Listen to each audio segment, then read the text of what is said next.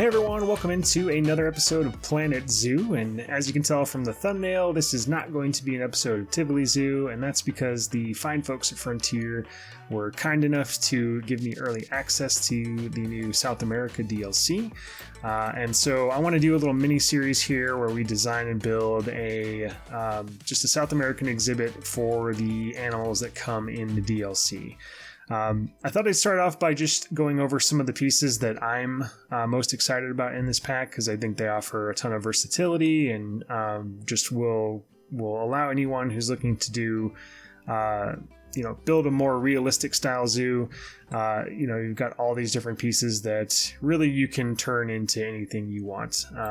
And so there's plenty of people out there today. I'm sure if you follow some of the same creators I do, your feed probably already has a lot of overview videos of people going through every little piece that's a part of the DLC, and what comes free and what's paid for and all that stuff. So I'm going to leave that to the folks who do it way better than I do, whose production is much cleaner than I can do.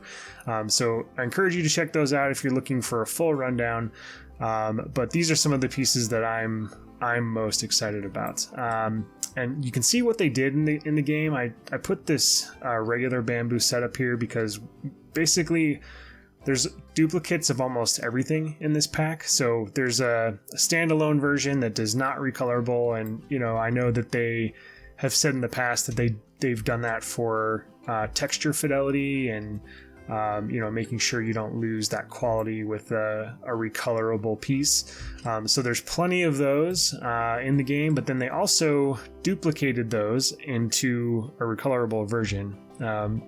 And same thing here, you can see these stone sets and these wood beams. So there are versions of these that are not recolorable that are going to have probably a little bit better texture quality. So but yeah, you can come in here and change these to whatever color you want, which is fantastic. So that offers a ton of realism. The other reason why I am excited about this set is all of this is off grid. So they've given us your standard wall piece that comes in the gridded section, but now it's off grid. Same thing, you have a 2x4 piece. You have a 2x4 piece that's vertical, a 2x2, and 2x1. So you can see the little angry archer for scale there. And then you've got this bamboo set here. And again, there's a version of these that are not recolorable that looks exactly like this down here. But you've got these super thin ones and then a thicker set. And then kind of similar situation with these beams here. So these are also recolorable. If you wanted a more natural sort of like wood color to them, you can play around with that. And then let me go to the top view here. So you can see this is like more of a square pillar, and then you get into planks, and then a little bit thicker planks there. And then these stone pieces, same thing. They're recolorable, so if you want, a more natural stone look, you can get into these colors here and do whatever you want.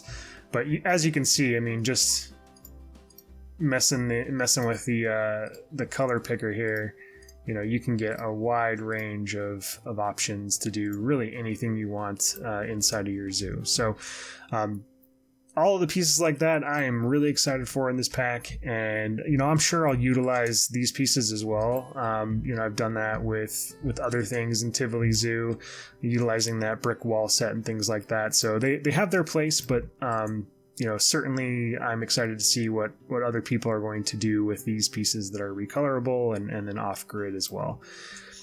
So I've already started to lay out what I want this little South America exhibit to look like. And the plan for this is we're going to build a little South American town over here. And this is going to be probably more in tune with like a theme park design than what a zoo would actually build. I'm still going to try to put in as much realism as I can with backstage stuff and making sure that the exhibits function correctly and all that kind of stuff. But I'm not considering budget. I'm not considering, feasibility, really, any of that kind of stuff. I just want to make something that's a little cool exhibit.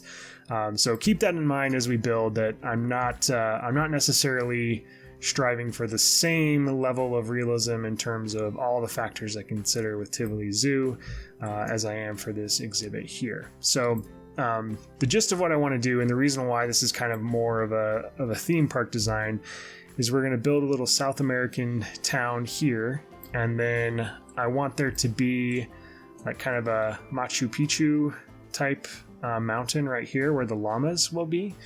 And then I'll probably do like a little grassland area over here for the anteaters.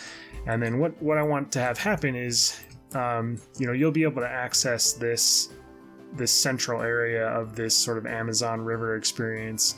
We'll put in some bridges and stuff so you don't have to take this water ride. But what I want to have happen is that if you do take the water ride, you get on in the town, and then you go along the river here, and then you exit into what would feel more like a remote place. So the architecture over here will be like a small town in South America, and then in here will be more like a jungle village. So that's the gist of what I'm going for here. I know, like I said, I'm going to do anteaters and the llamas here. I'm not sure what I'm going to do with the monkey and the jaguar. I'll probably do the monkeys here and like do trees and vines and stuff over this section of the river, and then come into here, so that you're not just limited to seeing these animals on the boat tour, that they actually do come onto this side of that river. So if you're just someone walking around in here, you can also see the animals from your perspective, and you don't have to ride the boat tour. So probably do that. And then one thing I've thought about doing, even though it's not a part of the South America DLC, is the what are they? The gharials. They kind of look like caimans a little bit, and I might do like a little caiman exhibit in here. You got to use your imagination a little bit, and then we'll do a jaguar exhibit somewhere in this area. So I'm not exactly sure yet how I'm going to flesh all that out, but yeah, that's the gist of this. It'll probably be, my guess for this little mini series is probably 3 episodes. And I can tell you, I'm very, very close to finishing the next episode of Tivoli Zoo. So if you clicked on the channel today and you were hoping to see an episode of that and you're bummed, don't be, because a new one will be coming very soon. I've also been working a little bit in Mike Sheets' Planet Botanic series, just working on a tea house building for him in the water garden that he made. So I've been finally getting some time into the game, and I'm very close to having some more content for you guys. But given the nature of this release, I wanted to sort of put all those on hold and get this done. So I'm going to start working on some of the terrain and just path work and all the kind of foundational stuff that needs to take place before we can really start laying out this town. 2-meter path technique, and I'm really pleased with how it's looking so far, especially from the air. It really does sort of zigzag like a mountain trail does. And then from here, I want to do a rope bridge across, and this is just using the same technique that I utilized for the Baobab experience inside of Tivoli Zoo, and plenty of people have illustrated it before. But you just, oh god, an animal escaped. So you got to use the cues, and then you create yourself a little nub, and then you change to a regular path. So let's use some of the new path in the game. So you got a bamboo path. It's got great ropes if you want to do a little rope bridge. And then I'm going to use a different technique to give it sort of a little bit of a sag as it crosses the river here. But just, if you didn't want to, it's even more of a pain in the ass than this is. So if you didn't want to do that, you could just use the in-game pieces like this. So there you go, you get the idea. And then what you do from there is you can delete that piece. You got to give it a nub to hold on to here.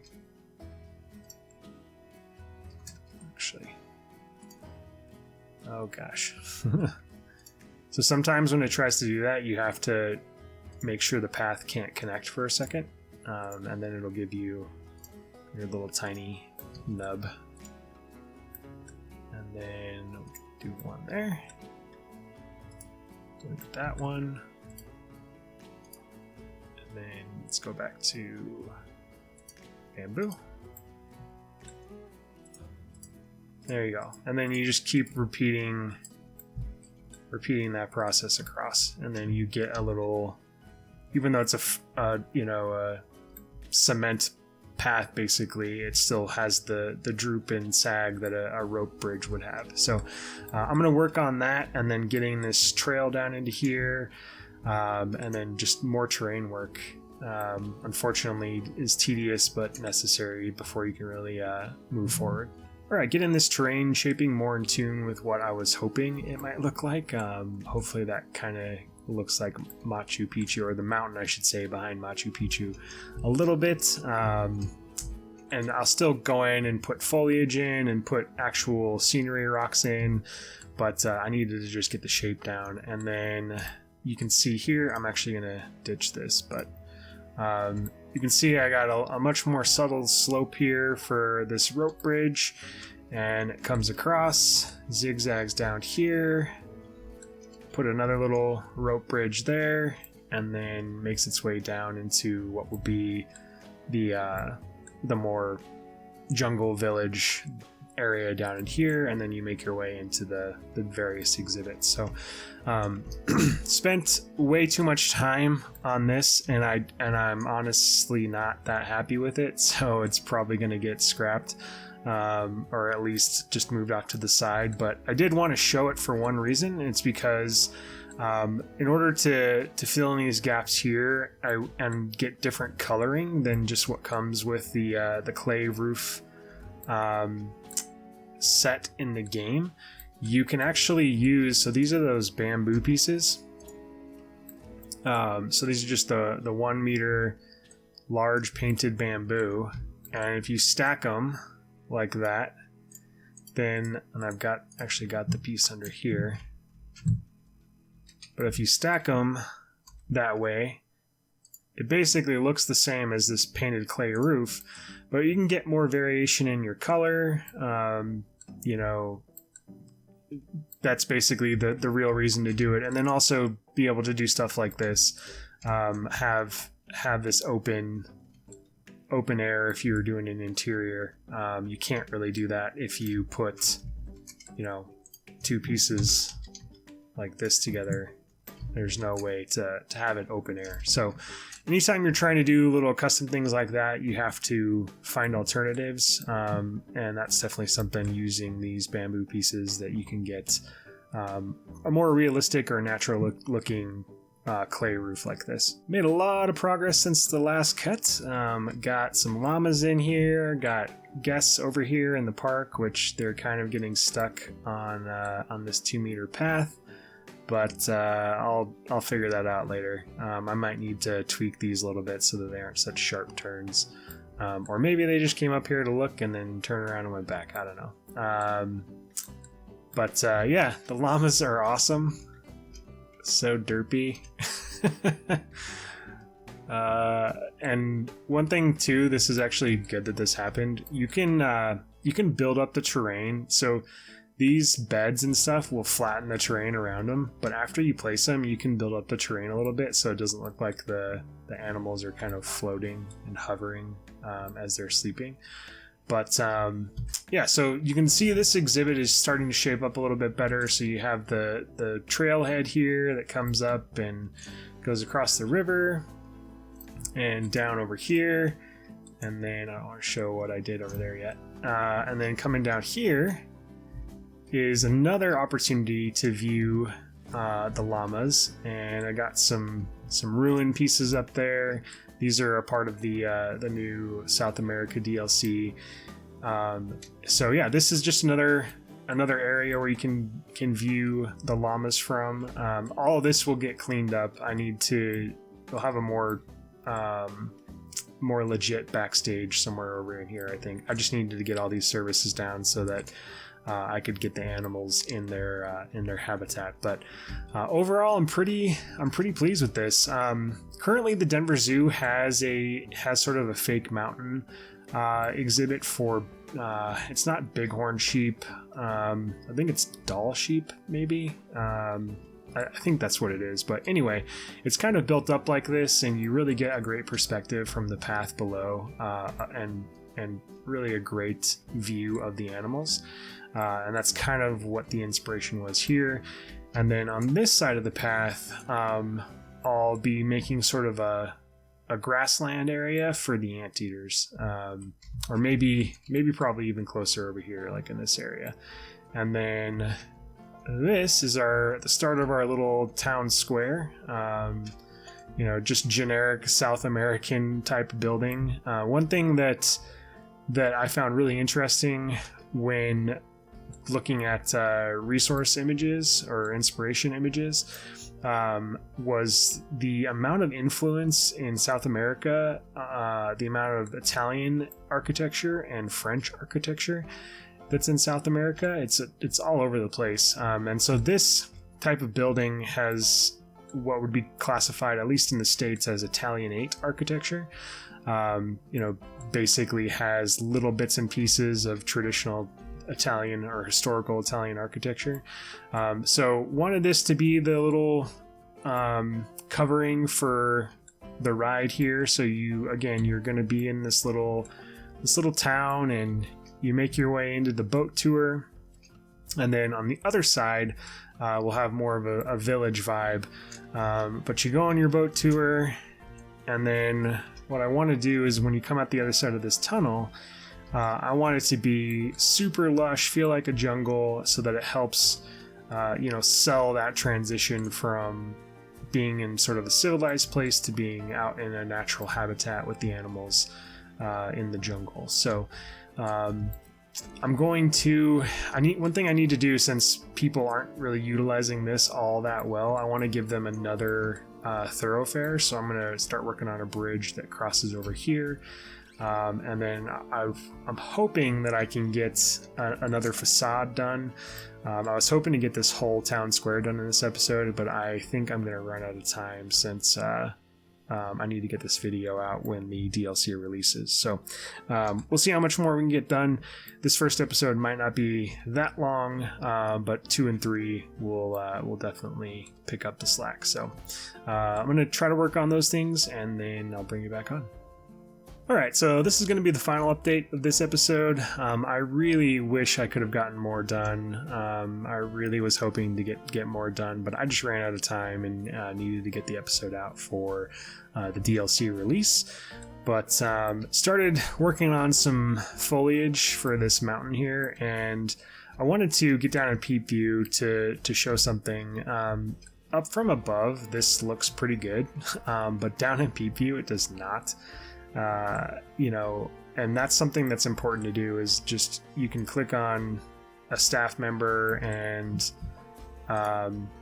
you can change their name to Tejidcam, and then you get down in this perspective, and it really changes and helps you see a clearer view of your design. And a lot of times you can see things you missed when you're just sort of up in the aerial view. So I'll keep working on all of that. There will be more buildings here, and then here as well.